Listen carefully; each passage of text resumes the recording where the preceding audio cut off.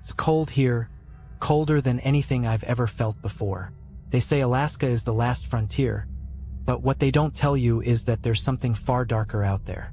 I'm lucky to be here today, but I've seen things I can't forget. I never thought I'd be the one telling this story, but here I am. If you're listening, I just need you to understand that this is real. Everything I'm about to tell you, it happened, and it almost cost me my life. I was out there, in the middle of nowhere, with nothing but the endless expanse of snow surrounding me. This wasn't your typical tourist trap. I wasn't on some guided fishing trip or hiking through some serene national park. No, I was with a group of experienced hunters, men who'd spent their entire lives in the harshest of conditions. Their names were Eric, Tom, and Scott, and they were the real deal. If anyone could survive the Alaskan wilderness, it was these guys. But we made a mistake. We shouldn't have gone out there. It was just supposed to be a quick hunting trip. Nothing too crazy. We'd been tracking an elusive moose for days, deep in the forests outside Anchorage. But on that third night, something felt off. We were camped in a clearing, the moon hanging like a pale ghost in the sky, and all of a sudden, I felt it. A pressure, like the air had thickened, like something unseen was watching us. I tried to ignore it at first. It wasn't like me to get paranoid, but there was a strange stillness in the air. The snow was too quiet. No rustling of wind, no chirping of birds, just the eerie silence. The others hadn't noticed yet, too focused on the fire and their stories about past hunts. But then it happened. A sound, faint at first, then growing louder. A slow, deliberate crunching of snow, like something big was moving through the woods. "Did you hear that?"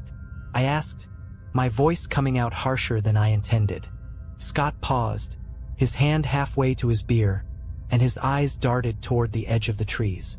Eric and Tom stopped talking too, the atmosphere shifting from casual to tense in an instant. "It's probably just a bear or a moose," Eric said, shrugging it off. But it wasn't. The sound was too methodical, too deliberate. It wasn't an animal, at least not one we were familiar with. Then we saw it. A figure, tall, thin, almost skeletal, standing at the edge of the clearing. Its silhouette was impossible to miss against the stark white of the snow, but what struck me the most was the way it moved. It was jerky, unnatural, like it was being pulled by strings, its limbs too long for its body. And the face, I'll never forget the face. It was distorted, almost alien in its features, like it had once been human but had twisted into something else. I don't know how long we stared at it. Felt like an eternity. But then, as suddenly as it appeared, it disappeared back into the forest, vanishing without a sound. Tom was the first to speak. "What the hell was that?" We didn't know. It was Eric who suggested we pack up and leave. But as we gathered our things, a deep, bone-chilling howl echoed through the trees, making the hairs on the back of my neck stand on end. This wasn't the howl of a wolf or a coyote. This was something worse. Something that echoed through your chest, shaking you to your core. I've never been the type to panic, but in that moment, I felt the terror grip me. It wasn't just the howl that terrified me. It was the way everything had gone still again, as if the world itself had gone silent, waiting. That night, as we huddled together in the tents, I could hear the crunch of snow outside again. This time, it wasn't just one thing. It was multiple shapes circling us, drawing closer. I swear I heard whispers on the wind. The voices were incomprehensible, just distorted sounds that crawled into your mind and made your thoughts run wild. Tom wanted to go out to confront whatever was out there, but I knew better. I could feel the presence. This wasn't something we could fight. It was hunting us. The next morning, we tried to leave, but our tracks had vanished.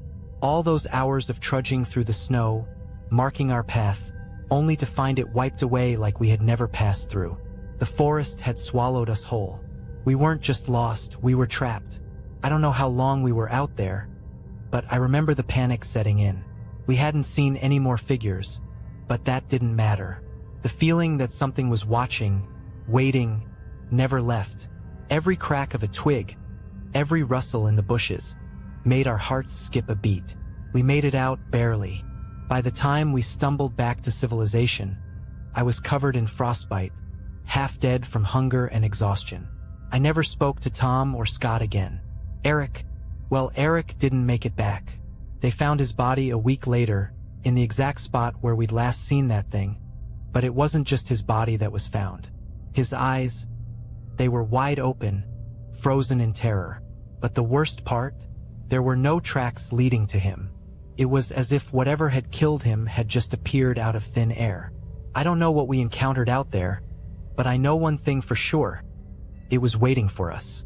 And it's still out there, somewhere in the Alaskan wilderness, waiting for the next group of fools to wander into its domain. If you ever go to Alaska, remember this story. Stay on the path. Never stray from the group. Because once you hear that howl, you may not make it out alive.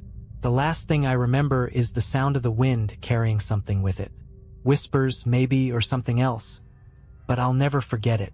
I survived, but not without a price. Now, every time I close my eyes, I hear that howl again. I thought I could leave it behind. I really did. For months after we made it back to Anchorage, I tried to convince myself that what happened in those woods was just some bizarre, shared hallucination. Maybe it was the isolation, the exhaustion, or the sheer terror that made our minds play tricks on us. But as the months wore on, I began to realize something. I hadn't truly escaped. Started small. A nightmare here, a lingering sensation there, like I was being followed. But it wasn't until I received a call that I knew something wasn't right. It was late, maybe 2 or 3 in the morning. I was staying in a small cabin outside of Fairbanks, trying to rebuild my life after everything had happened. My phone rang, the shrill tone cutting through the quiet night like a knife.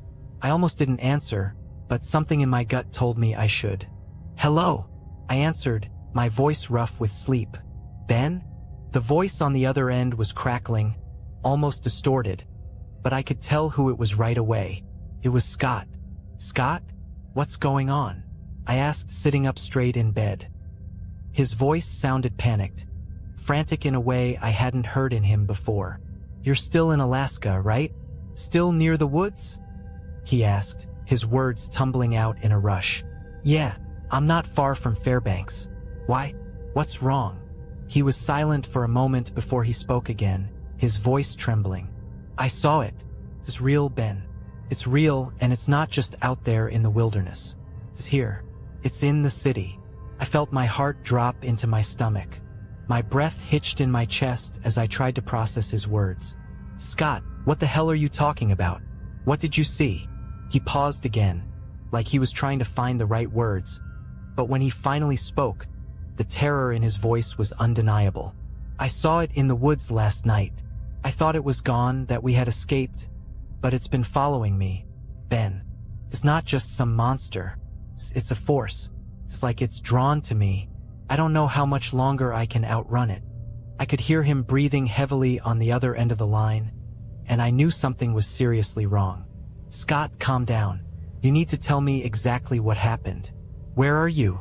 "I'm in my house," he said, his voice shaking. "But I'm not alone, Ben. I'm not alone." Suddenly, the line went dead. I sat there, staring at the phone in my hand, numb with disbelief. I didn't know what to think.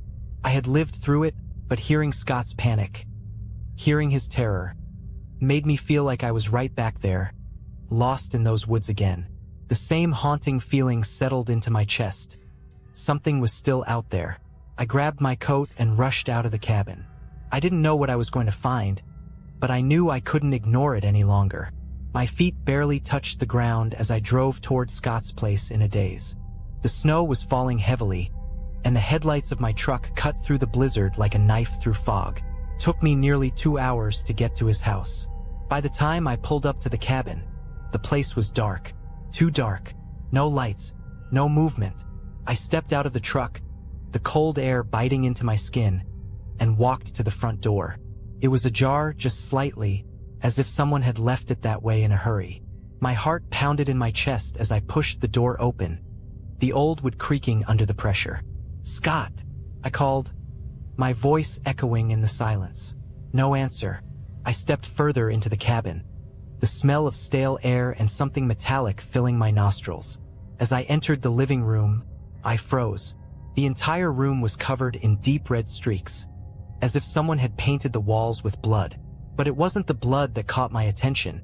It was the figure standing in the corner of the room. It was tall, too tall, with limbs that were bent at unnatural angles. Its face was a twisted nightmare of sharp angles and black, hollow eyes, staring straight at me. The thing didn't move at first, but I could feel its presence, suffocating the air around me. Then it made a sound, a low, guttural hum, almost like a song. But it wasn't a song of peace. It was something darker, something older. I backed away, my mind racing. "Scott!" I screamed, but there was no answer. The thing took a step forward, its long, unnerving arms reaching toward me. I ran, heart pounding in my chest, but as I reached the door, I turned back to see it standing there, just watching me. And then it spoke. "I'm not finished with you." The words weren't spoken aloud. They echoed in my mind, vibrating through my skull like a warning.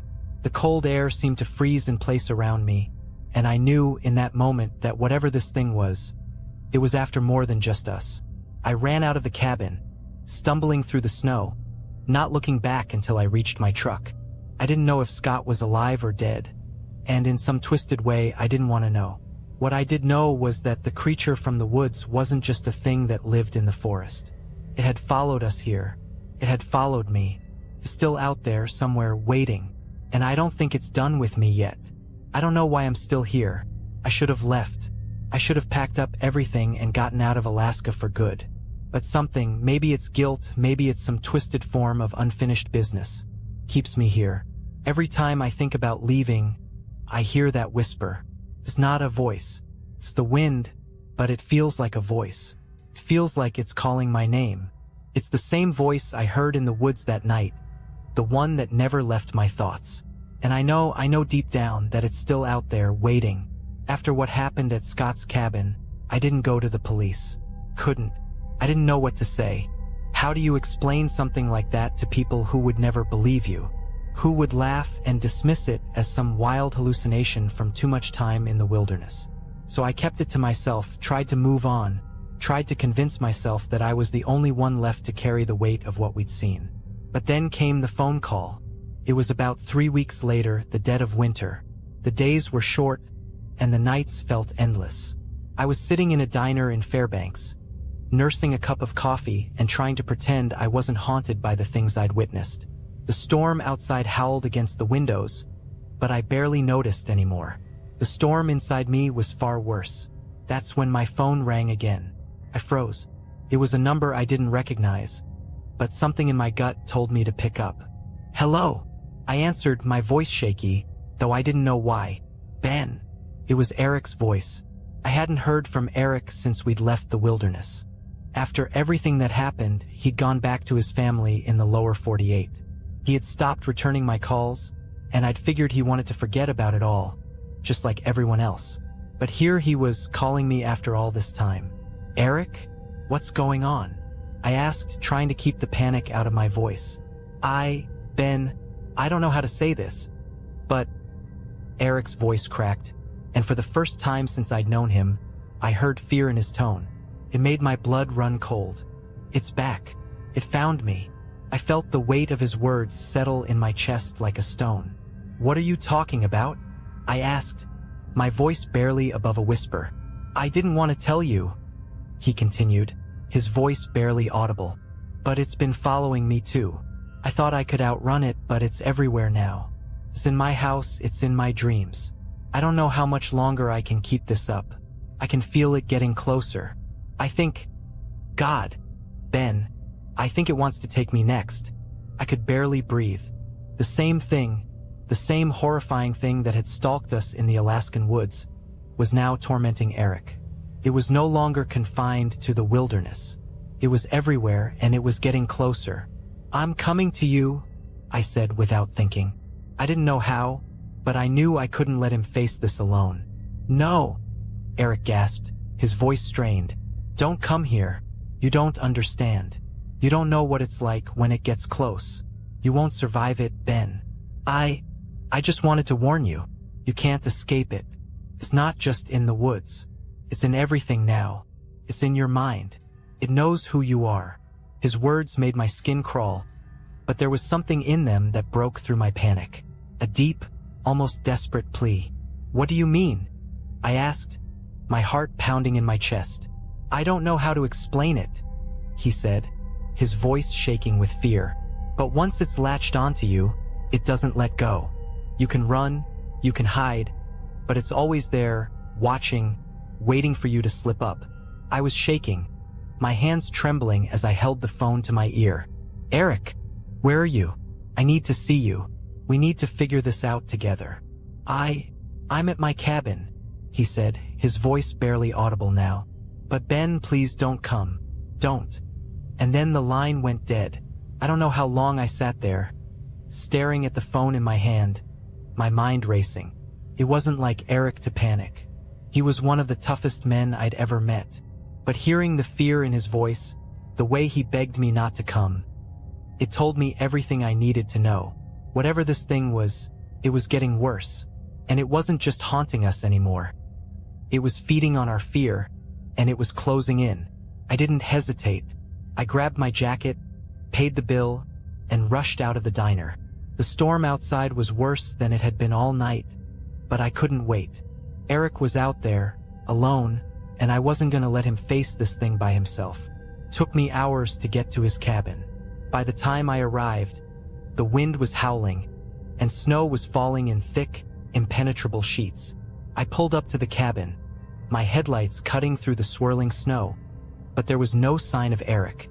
I called his name, my voice barely audible over the storm, but there was nothing. I forced the door open, the wood creaking under the weight of the snow, and stepped inside. The place was dark, except for a small candle burning in the corner. It flickered weakly, casting eerie shadows across the room. The air was thick, too thick, like it was filled with something unnatural. And then I saw it. At the far end of the cabin, standing by the window, was a figure. Tall, thin, unmistakable. It was the same thing I'd seen in the woods, the same thing that had stalked us. It wasn't just watching me, it was waiting. But what made my blood freeze was the sight of Eric, crumpled on the floor beneath it, his eyes wide open in terror, frozen in a way I couldn't explain. The thing turned its head slowly, its face twisted in a grotesque mockery of a smile. And then it spoke. You should have stayed away, Ben. Before I could react, the door slammed shut behind me, and I felt the cold, suffocating weight of it surround me. The whispers started, low at first, then rising in volume, filling my mind with words I couldn't understand, like the wind itself was alive. And then I knew. It wasn't just hunting us anymore. It was consuming us, and it was going to take us all. I don't know how much time passed after the thing spoke. It felt like seconds, but then again it felt like hours. All I could hear was the sharp, oppressive sound of my own breathing, mixed with the unnerving hum coming from that thing, standing just a few feet away, its form stretching unnaturally against the flickering candlelight. Its hollow eyes pierced into me, empty voids that seemed to know everything about me. Things I hadn't even remembered myself. I could barely move. My body had frozen, not from the cold but from the terror that gripped every inch of me. My legs were heavy, like they were made of lead, and my arms hung useless at my sides, as if the very act of reaching for something, anything, would have been futile. All I could do was stare at the thing, helpless. It wasn't just watching me anymore. It was studying me, as if deciding whether I was worth the effort of tormenting further. The cabin felt smaller, suffocating, the air thick and bitter. The wind howled outside, but in here, there was only silence. A deafening, oppressive silence. Then I heard it. The sound of Eric's voice, weak, raspy, barely a whisper. Ben, get out. It's not too late. I turned my head, finally finding the strength to look at him, lying on the floor. His face was pale, eyes wide open but empty, staring at something beyond me, as if he were already lost to whatever this thing was. He didn't seem to be breathing. I knew then. Eric was already gone. The thing moved then, stepping closer. Each movement was slow, deliberate, and I could hear the soft creaking of its bones as if they were made of wood. It stopped in front of me, and I could feel its presence invade every corner of my mind. "I told you not to come," it said again, its voice a whisper and a scream at the same time. "Now, you belong to me." Before I could react, it reached toward me with one long, twisted arm. Its fingers, if you could even call them fingers, were sharp, talon-like, scraping the air between us.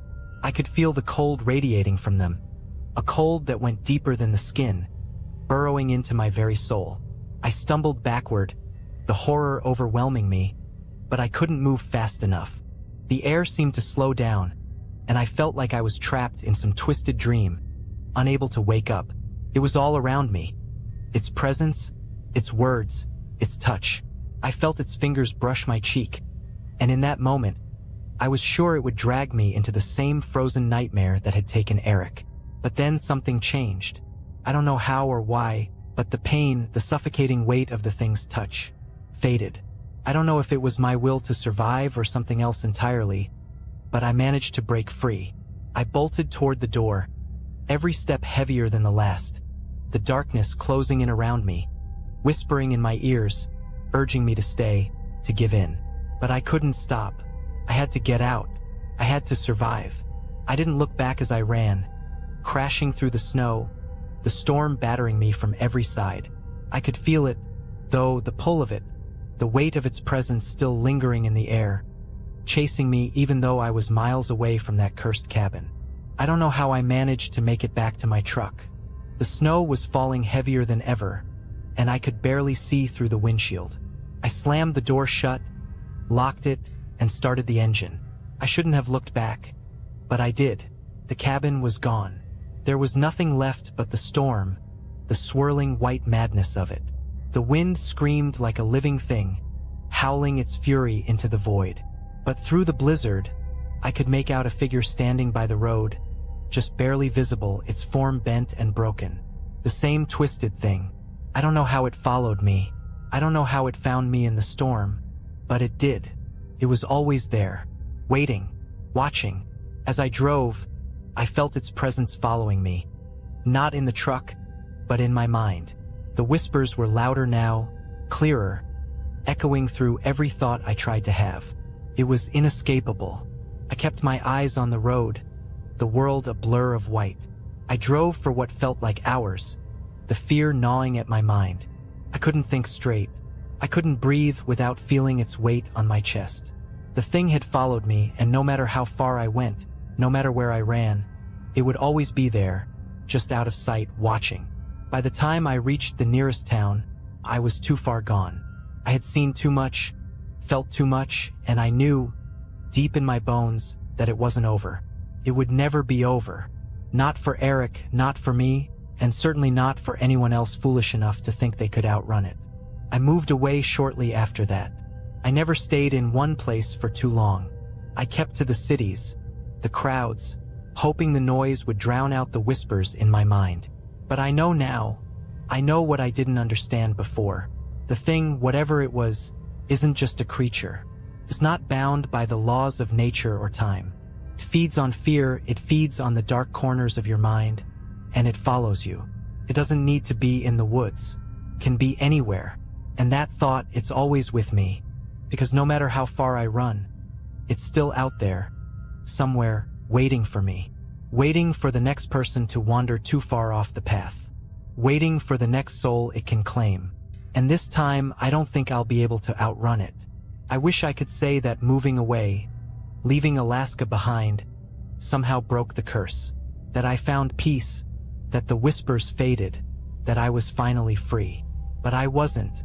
The thing, I can't even call it a creature anymore, wasn't just something confined to a specific place or time. It was like a shadow, an inescapable part of me, of my mind. I would hear it in the middle of the night, the cold air pressing against my skin even in the warmth of my new apartment. The whispers didn't just come from the dark corners of rooms anymore. They came from inside me. They twisted my thoughts until I could no longer tell where my fear ended and where it began. It started to affect my sleep, then my relationships. I couldn't keep a job. I couldn't keep a friend. How could I, when the only thing that filled my thoughts was the thing I'd seen in Alaska, the thing that haunted me with every breath I took? I tried everything. Therapy, meditation, medication. Nothing helped. Because no matter what I did, I couldn't escape it. And then, it happened again. It had been a year since I'd left Alaska, and I thought I was getting better. I was in a small town in Montana now, trying to rebuild some semblance of a life, far from the frozen wilderness that still haunted me. I was in a small apartment above a local diner, just another stranger trying to outrun his past. But the nightmares never stopped. They were getting worse. I woke up one night, drenched in sweat, the scream of the wind outside carrying the same eerie, haunting tone that had plagued me since that first night in the Alaskan wilderness. My body was trembling, but I forced myself out of bed, trying to shake off the feeling of dread that clung to me like a second skin. That's when I saw it. There was something in the corner of the room. I had no idea how it had gotten there, no idea when it had arrived.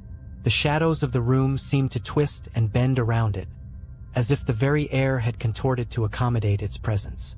At first, I thought it was a hallucination, the product of a mind too far gone. But then I saw it, those long, twisted limbs, the way the figure stood unnaturally tall, its silhouette unmistakable. Its face was a blur, just a mass of darkness where features should have been, but I could feel it. I could feel it staring at me, the hollow, vacant eyes, the coldness that chilled my very soul. I froze. For the first time since that night in Alaska, I couldn't move, couldn't scream. The fear was so intense, so paralyzing, that it wrapped itself around me, suffocating any thought of escape. The thing stepped closer. The floor creaked under its weight, though there was no weight to it, not really. It was like it was a part of the air itself, an entity made of darkness and frost, slowly moving toward me with a strange, purposeful slowness. Couldn't breathe. It spoke then, its voice like 1,000 whispers woven together into one soul-chilling sound. "You can't outrun me, Ben. You can't run from what you are." I could hear the words in my head, louder than the sound of the wind outside. It wasn't talking about Alaska anymore. It was talking about me. The thing had seen something in me, something it could latch onto. It had marked me long ago. I tried to back away, but my body wouldn't obey. The fear was too much.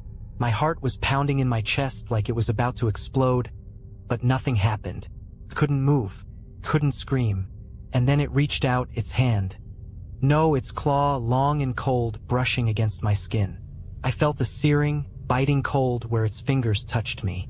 My whole body screamed for me to pull away, to fight, but I couldn't. The moment it made contact, I felt the memories flood back. The forest, the snow, the moonlit sky, the thing in the darkness watching us, waiting for us to make the wrong move. It wasn't just a monster, I realized. It was something older, something that existed long before the trees and the snow, before the stars and the sun. It was a presence, a force that consumed not just your body, but your mind. It fed off your fear, and it fed off the very idea of escape. But as its cold fingers gripped tighter, I did the only thing I could think to do. I fought. I didn't think about it. I didn't plan it. But I gathered every ounce of strength I had, and I pulled away. Not physically, I couldn't do that, but mentally. I fought it with every thought, every memory of what I had survived, what I had already gone through. I remembered the woods. I remembered the howling wind. I remembered Scott, Eric, the terror. And with everything I had, I reached into the darkness. I don't know how it happened. Maybe I just willed it. Maybe it was a desperate cry for survival, a last-ditch attempt to tear myself away from the abyss. But as I reached into the thing, I felt the coldness begin to recede, slowly, just for a moment. The thing in front of me flickered, like a shadow at the edge of your vision, unsure of its form, of its purpose. The moment lasted only a second, but that second was all I needed. I slammed my eyes shut and forced myself to breathe. I kept thinking of the one thing that kept me alive in Alaska: survival. When I opened my eyes again, it was gone. But I know better now. It didn't leave. It was never gone. It was just waiting, watching. The whispers never stopped. They're in my head now, swirling like the winds of Alaska. The thing is still there, in the shadows of my mind, lurking, waiting for me to slip. And one day I know it will be back. And next time I don't think I'll escape. I don't think anyone will. It's been months since that night. Months since I forced myself to believe I had driven the thing away. But I know now that it was never really gone. I thought the worst was over, but I was wrong. It's never over. The whispers have grown louder, more persistent, pushing their way into my thoughts. The thing, whatever it is, has found a way to stay inside me, like a parasite that feeds on my fear, my exhaustion, my broken mind. It's not just a shadow anymore. It's a part of me, lodged deep within my soul. I can feel it every day, like a weight on my chest. The fear has become familiar. It's like breathing. You don't notice it until you try to stop. I moved to a different town, a different state, trying to outrun it once again. I found a quiet little place in Wyoming, far from Alaska, far from the memories of what I had seen and experienced. But as I walked through the front door of this new apartment, I felt it. The same cold that had settled over me in that cabin. The same suffocating silence. I told myself I was being paranoid, that I was just imagining things, but I knew deep down that it wasn't true. The thing was here too. It was everywhere. It was inside me. I could feel its presence in the shadows, in the corners of my mind. It didn't take long for the nightmares to return. They were worse than before, more vivid, more real. In my dreams, I would find myself back in those woods, back at that cabin. I would hear the howling, that dreadful sound that rattles your bones. And I would see it, standing there watching me, waiting for me to make the wrong move. Sometimes, I would wake up in a cold sweat, heart pounding, unable to shake the feeling that it was still there, still watching me from the darkness. And then it came again. I was sitting in my apartment, trying to read a book to distract myself from the constant weight in my chest. The storm outside had been howling all night, the wind battering the windows, but I didn't pay it much attention. I'd learned to block out the weather long ago. The real storm was inside me. I heard a knock at the door. It was soft, but it cut through the stillness of the room like a blade. I froze. I didn't want to open the door. Couldn't. I knew what was out there. I knew what was waiting for me, but I couldn't resist. My hand moved of its own accord, trembling as I reached for the doorknob. When I opened it, there was no one there. But something was wrong. The air was cold, colder than it should have been, like a chill was coming from nowhere, like the wind itself had slipped inside my apartment. The silence was oppressive, like the world had suddenly gone still. I stepped outside, into the hallway, and there, at the end of the hallway, standing just beyond the flickering light, was a figure. A tall, gaunt figure, its outline barely visible in the dim light. It was so still that I almost couldn't tell if it was real.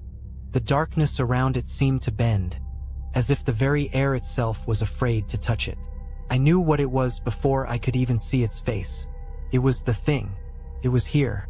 I took a step back, my breath catching in my throat. My body wanted to run, to escape, but my legs were frozen. I couldn't move. The thing raised its arm, its fingers twisting in the air like they were reaching for something. It didn't need to speak for me to hear it. Its words filled my mind, cold and clear. "You've been running for so long, Ben. You can't hide from me anymore."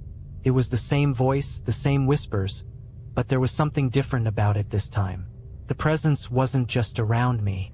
It was inside me, too. It was in my thoughts, my very soul, clawing its way out. And then it took a step toward me. Slow, deliberate. The air seemed to warp around it, like the temperature was dropping with each movement. I could feel its coldness, the crushing weight of its presence, pushing me back into the apartment. I tried to scream. I tried to fight, but my body wouldn't obey. It was like I was drowning in the fear it had planted inside me. My thoughts were clouded, filled with terror and the overwhelming sense that I was about to lose everything. I was losing myself. And then I saw something. In the corner of my eye, I saw a shadow, a flicker of movement. It was small at first, but it grew, taking shape, becoming something real. I couldn't process it at first. I thought I was hallucinating, seeing things that weren't there. But then I realized what I was seeing. It was the figure of a man. It was Eric. He was standing there, just outside the apartment, his eyes wide open, staring at me with that same frozen look he had when they found him. His body was pale, his skin stretched tight over his bones. He was dead, but there he was, standing in front of me, like he had never left. I tried to call out to him, but no words came. My throat was tight, suffocated by the weight of the fear that gripped me. And then, Eric's voice echoed in my mind. It wasn't him. It wasn't his voice. It was the thing speaking through him. "You can't escape, Ben," it said, its voice seeping through every thought, every breath. "You are mine." I tried to push it out, tried to shut my mind off, but the whispers wouldn't stop. They were all I could hear, all I could think. I wasn't sure where I ended and the thing began anymore. It was here. It had found me again. It wasn't going to stop. Not until it took me, too. And the worst part? I think it already has. The thing didn't just hunt me. It didn't just chase me through the forests of Alaska, through my nightmares, through the towns I thought were safe. It's been inside me all along, feeding on my fear, feeding on the idea that I could escape it. But it's never been about escape. It's always been about survival. And I don't know how much longer I can survive. I'm writing this now because I'm running out of time. I can feel it closing in on me. The whispers are louder. The cold is deeper. And every breath I take feels heavier, more labored. I can't escape it. I can't outrun it. The thing, whatever it is, has found its way into the very core of me, and I feel it tightening its grip. When I left that apartment, I didn't know what else to do. I had no plan, no destination in mind. I just needed to get away, to put as much distance between myself and whatever this thing was. I thought if I could just outrun it, if I could just keep moving, I might get a little bit of peace. But peace doesn't exist when the thing is following you. It's like a shadow always there, no matter how far you run. It doesn't matter where I go. It knows me. It knows my fears, my thoughts, my weaknesses. I've tried to forget, tried to bury the memories of Alaska, of the cabin, of Eric and Scott. But the thing won't let me forget.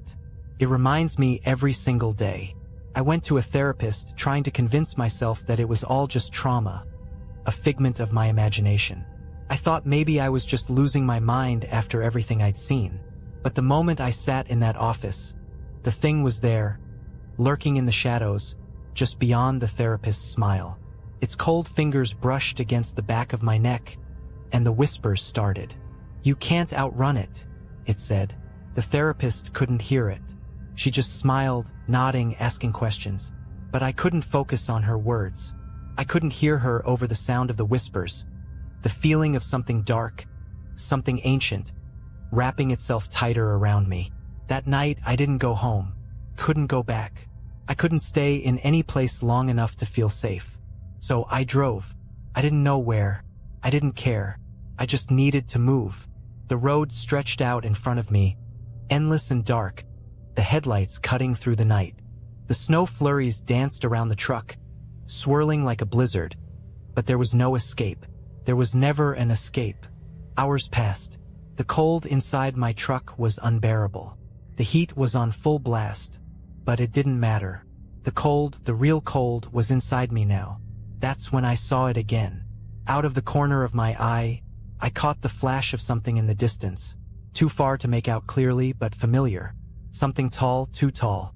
I thought my mind was playing tricks on me, but I knew it was the thing.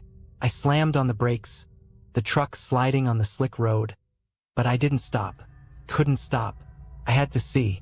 I had to know if I was right. The figure was standing in the middle of the road, just staring at me. Its limbs were outstretched, its form bending in ways that made my stomach twist. Couldn't breathe. I tried to reverse, but my hands wouldn't move. My body was frozen in place, my eyes locked on the thing in the road. It stepped forward, its limbs jerking in unnatural angles, dragging itself closer to the truck. I could see its face now. Its hollow eyes stared at me, cold and vacant. Its mouth didn't move, but the whispers filled my head. "You'll never escape," it said, its voice seeping into my thoughts, making everything else fade away. "I've always been with you." I couldn't think. I couldn't even scream. My heart pounded in my chest. My hands gripped the wheel so tight my knuckles ached. The thing was so close now. I could feel its coldness crawling through the air, settling into my bones. I thought it was the end. I thought it was finally going to take me. But then, something strange happened. I wasn't sure if it was a dream or a delusion, but for a moment, I saw a flash of light, a bright, blinding light, and the thing in the road faltered, its form flickering like a broken image on a screen. It froze, just for an instant, like it wasn't sure how to respond. And then it was gone. I don't know how. I don't know why. I didn't waste a second. I floored the gas pedal and drove. I didn't stop. I didn't look back. I haven't stopped since. I'm not sure where I am anymore. I don't know where I'm going, but I can feel it. The thing is still here, still with me, lurking in my mind, waiting for me to slip. It's still out there, somewhere in the shadows. I'm not sure how much longer I can keep running. The exhaustion is starting to catch up to me.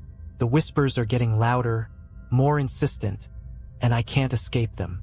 But the worst part? I don't think I want to anymore. The thing isn't just a force of fear. It's a part of me now. It's inside me. It's inside my soul. It feeds on my terror, on my thoughts, on my every move. I don't think it will ever leave, and I don't think I can survive without it. I'm writing this, hoping that somehow, someone will read this, that someone will know what happened. But I fear it's too late. I fear the thing has already taken me. And if you're reading this, know one thing. It's still out there. And it's waiting. I don't know how much longer I can hold onto my mind. Writing this is the last tether I have left to reality. The thing is closer now, closer than it's ever been, and I can feel it growing stronger. The whispers are constant, the cold relentless. I can't escape it no matter how hard I try, no matter how far I run. It's always there, inside me, creeping into my thoughts. I thought that by leaving everything behind, by driving away, running away from the places that haunted me, I could start over. I could outrun it. I could find some peace. But I was wrong. The first time it truly hit me that I couldn't outrun it anymore was when I stopped. I was exhausted, my mind fractured and broken from the constant fear, the constant drive, and for the first time in months, I let myself rest. I found a small motel, a nondescript place off the highway, hoping for a few hours of sleep. The room was empty, save for the bare essentials. A single bed, a flickering lamp, and a cracked window. I didn't care. I just needed to stop, even for a moment. The air inside the room felt heavy, thick with the same suffocating cold that had followed me across the country. But I told myself it was just the winter chill creeping in through the walls. I laid down on the bed, my eyes closing in an attempt to silence the relentless pounding of my heart. But the moment I closed them, I saw it again. It wasn't just the thing, it was the place, the forest. The trees were towering, their branches twisted and warped. The snow beneath my feet was deeper than it had ever been. I could hear the wind howling, the world around me moving in a slow, surreal motion, like I was trapped in some terrible dream. And there it was, standing in the distance, watching me. The thing. Its form stretched tall and skeletal, its black eyes glaring through the darkness. I tried to turn away, tried to run, but my legs wouldn't move. I was frozen in place, unable to escape its gaze. The thing didn't speak, but I heard its voice in my head, clearer than ever. "You'll never leave." The words rattled through my mind like a physical blow. I could feel its cold, bitter presence seeping into every thought, every breath, every nerve. It was suffocating me. It wasn't just the cold of the room now. It was the cold of its touch, freezing every part of me from the inside out. I woke up in a cold sweat, gasping for air, my body trembling. The room was still dark, the only sound the beating of my heart in my ears. But I knew the thing wasn't just in my dreams anymore. It was in my head. It had always been there. I can't escape it. When I looked in the mirror the next morning, I didn't recognize the person staring back at me. My face was pale, gaunt, my eyes sunken and hollow. The reflection was a stranger, someone who had been worn down by fear and exhaustion, someone who had given up. But more than that, it was someone who was already lost. I tried to keep moving. I couldn't stay in that motel, but no matter where I went, I could feel it. The thing was always just behind me, never more than a few steps away. Even when I tried to sleep, even when I drove through the night, I could hear it in the back of my mind. I could feel it following me. But something changed on the third day. I woke up in the middle of the night, my body drenched in sweat, the room colder than ever. The whispers had grown louder, as if the thing was pushing its way into my mind, its voice filling every thought. It was too much. I couldn't take it anymore. I got up and stumbled to the bathroom, hoping the cold water would snap me out of whatever nightmare I was in. But when I looked in the mirror, I didn't see my reflection. I saw it. The thing was standing behind me, its face twisted and grotesque, its hollow eyes staring at me through the reflection. It wasn't just watching me anymore. It was inside the mirror, reaching out to me. I tried to scream, but no sound came out. The thing's hand, cold and skeletal, reached toward me, and I could feel its fingers brush against my neck. I wanted to pull away, to run, but I was paralyzed. I couldn't move. "You can't escape, Ben," it whispered. "You never could." I don't know how long I stood there, frozen in place, feeling its cold touch seeping into my skin, into my bones. But I know I can't fight it anymore. The thing is inside me now, more than just a shadow following me. It's in my mind, in my thoughts, in every heartbeat. It's a part of me. I don't know what it wants from me. I don't know what it's been waiting for, but I can feel its hunger. I can feel its patience. It's not in a hurry. It doesn't need to rush. And that's what terrifies me most, because I've already lost. I'm writing this because I don't know how much longer I'll be able to. The thing is stronger now, its presence overwhelming, and I feel like I'm losing myself. I can't fight it anymore. The fear, the darkness, it's all consuming. If you're reading this, please know that I'm not insane. I'm not just some delusional man running from his past. There is something out there. There is something in the darkness, and it will follow you just like it followed me. It doesn't matter where you go. It doesn't matter how far you run. It will always find